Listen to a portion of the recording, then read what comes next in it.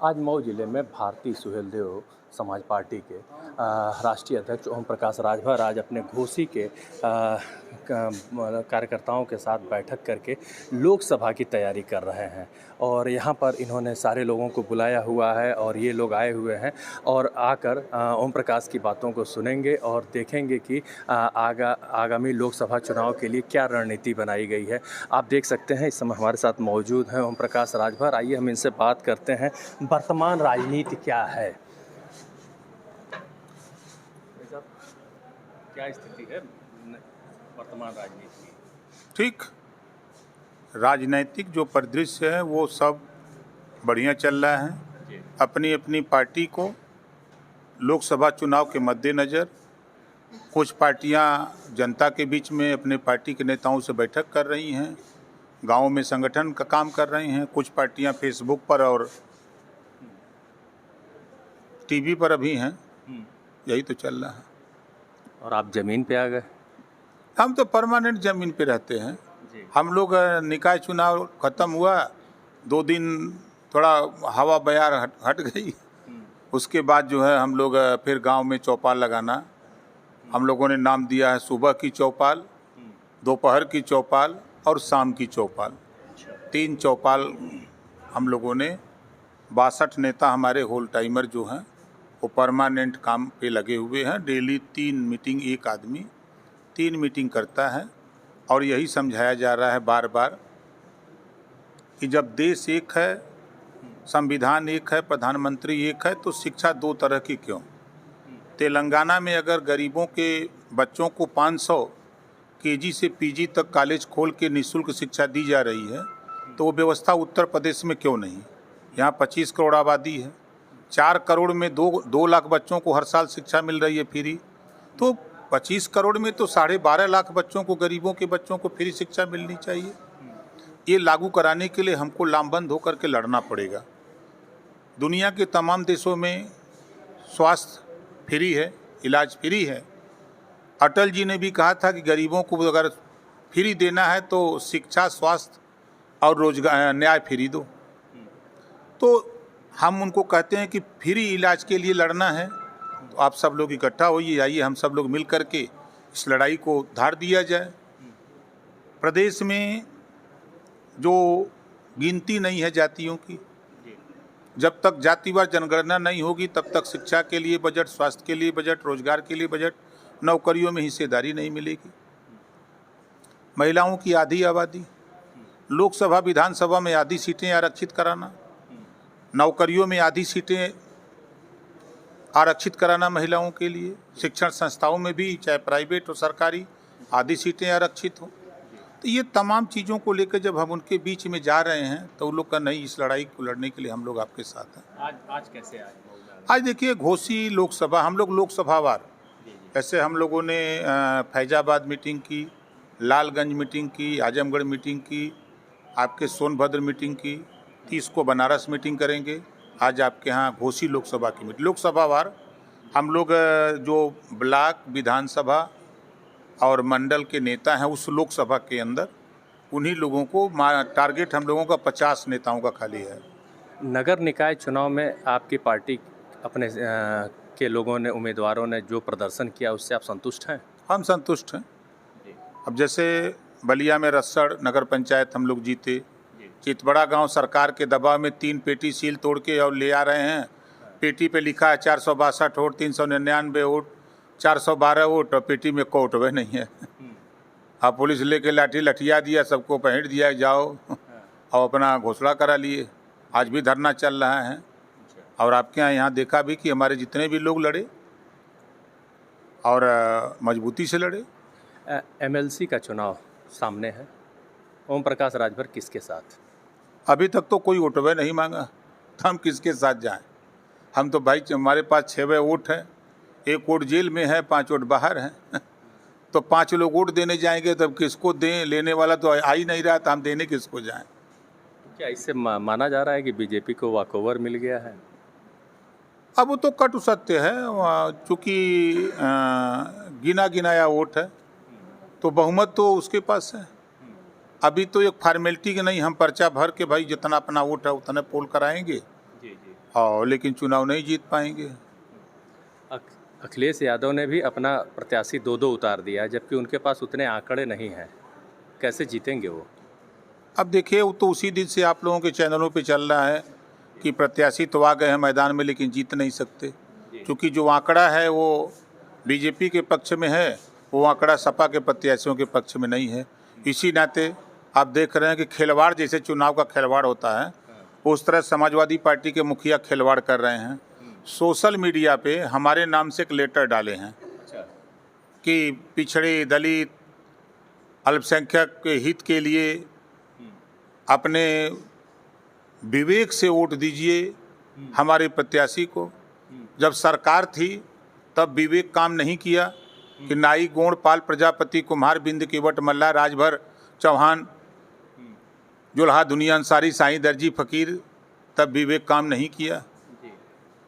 अरे वोट लेना है तो आप एक नेता हो, पूर्व मुख्यमंत्री हो, राष्ट्रीय अध्यक्ष हो, तो एक अपने नेता से कि कोई नेता से बात तो करो कि हमको वोट दो भैया, हमारे प्रत्याशी लड़ रहे हैं।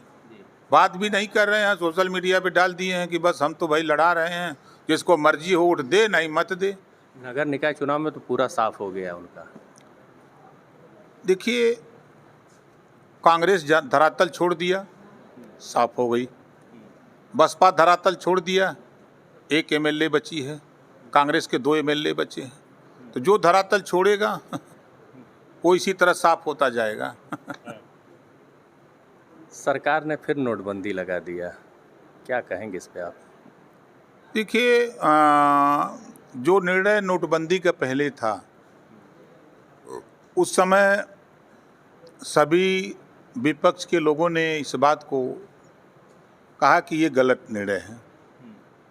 उस समय भी यही प्रचार हुआ कि हम आतंकवादियों का कमर तोड़ देंगे, हम अपराध खत्म कर देंगे, हम इस नोटबंदी से भ्रष्टाचार, करप्शन खत्म कर देंगे।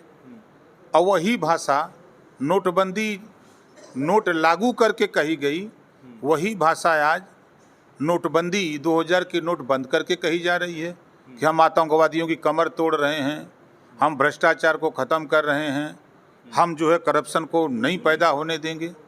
तो जब दोनों बात एक ही साथ आ रही है, नोट का आपने प्रचलन शुरू किया और नोट को बंद किया, तो दोनों बात टैली कर रही है।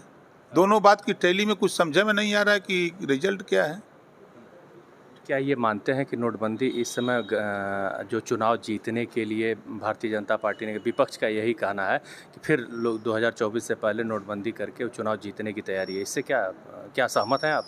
नहीं, देखिए, हम सहमत हैं। भ्रष्टाचार खत्म करना हो, चाहे आतंकवाद खत्म करना हो, तो अगर देश में भ्रष्टाचार खत्म करना है तो नंबर 1 सबसे बड़ी नोट 100 रुपए की हो।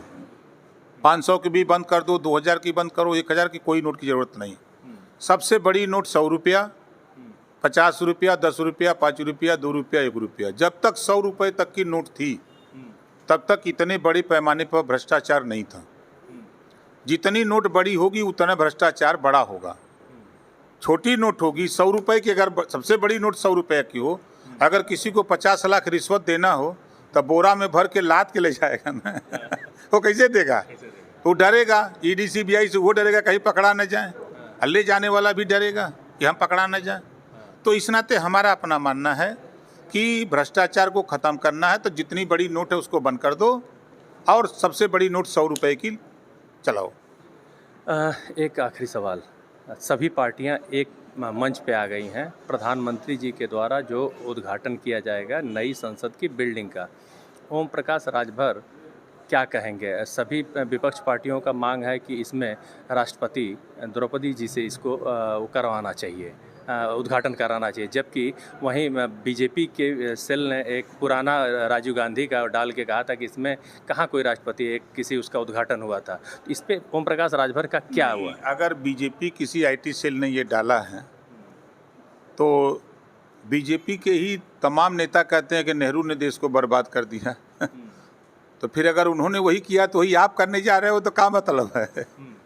अगर आप उसी बात को कर रहे हो तो क्या मतलब है? आप बेहतर करने के लिए न कह रहे हो, तो आप अगर वो नहीं किए तो आप करो, तब ना समझ में आए कि नहीं आप अच्छा कर रहे हो। उन्होंने नहीं किया तो हम भी नहीं करेंगे, उन्होंने ये सड़क नहीं बनाई तो हम भी नहीं बनाएंगे। ये कोई बात नहीं है। देश की सर्वोच्च कुर्सी पर देश का सबसे बड़ा पद राष्ट्रपति का होता है और संविधान के दायरे में जो सरकार होती है वो सरकार के ऊपर निर्भर करता है। उस चाहे सरकार प्रधानमंत्री से करावे चाहे राष्ट्रपति से करावे, उसके ऊपर निर्भर है। ना हमारे कहने से वो बदलने वाले लोग हैं ना करने वाले हैं। आपकी राय क्या है? नहीं, हमारी राय तो भाई अब देश की लोकसभा है तो राष्ट्रपति महोदय अगर उद्घाटन करें उसका, दोनों सदन के नेता हैं, तो उसका एक संदेश अलग होगा। अब प्रधानमंत्री करेंगे तो उसका भी संदेश अलग होगा। दोनों बातें हैं। लेकिन जैसे विपक्ष लामबंद हो गया है, सभी पार्टियां एक, केवल अभी कांग्रेस अभी नहीं आई है, लेकिन लोग मान रहे हैं कि कांग्रेस भी आ जाएगी। अब जो मर्जी हो वहाँ क्या करें। अब कहने से किसी को तो कुछ होना है, किसी के कहने से कुछ नहीं होना है। जो भारतीय जनता पार्टी चाहेगी वही होगा। ये आप मानते हैं कि क्या भारतीय जनता पार्टी के चाहने पे सारा कुछ हो रहा है? भाई बहुमत उसकी है, सरकार उसकी है, तो दूसरे का कहाँ सुना जाएगा। अच्छा, एक आखिरी सवाल, अगर आपसे भारतीय जनता पार्टी अपने 5 विधायकों का समर्थन मांगती है अपने उसके चुनाव के लिए, तो उस पर आप क्या कहेंगे? कोई मांगे तब ना, कोई तो मांग ही नहीं रहा है। हम तो बहुत बड़े पेशो पेश में कि दें उठवा किसको, लेकिन ये कि अभी समय है, 29 को वोटिंग है, तो अभी तो आज 24 है, अभी 4 दिन का और टाइम है, तो 4 दिन के बीच में हो सकता कोई मिल ही जाए। बिन मांगे अगर देना हो तो? अब 28 तारीख को अपने सभी 5 विधायकों को बुलाया गया है, लखनऊ बुलाए हैं। रात को चिंतन मंथन करेंगे, अगर बिन मांगे देना है तो क्या करना है, अगर कोई मांगता है तब क्या करना है। तो 5 विधायकों से, एक तो हमारा जेल में है, तो 5 विधायकों से बातचीत करके ही डिसीजन लिया जाएगा। अखिलेश यादव अगर मांगेंगे तो? कोई मांगे वोट तो देना है, अगर मांग दिए तो देना है, जो मांगेगा उसको देंगे, दे देंगे, बिल्कुल देंगे। अखिलेश जी के साथ जाएंगे आप? कोई दिक्कत नहीं है, देखिए देना है। कोई मांगे, अब जो नहीं मांगेगा तो उसको हम काहे को दें वोट। मतलब आप ये बात खुल के कह रहे हैं कि आप अखिलेश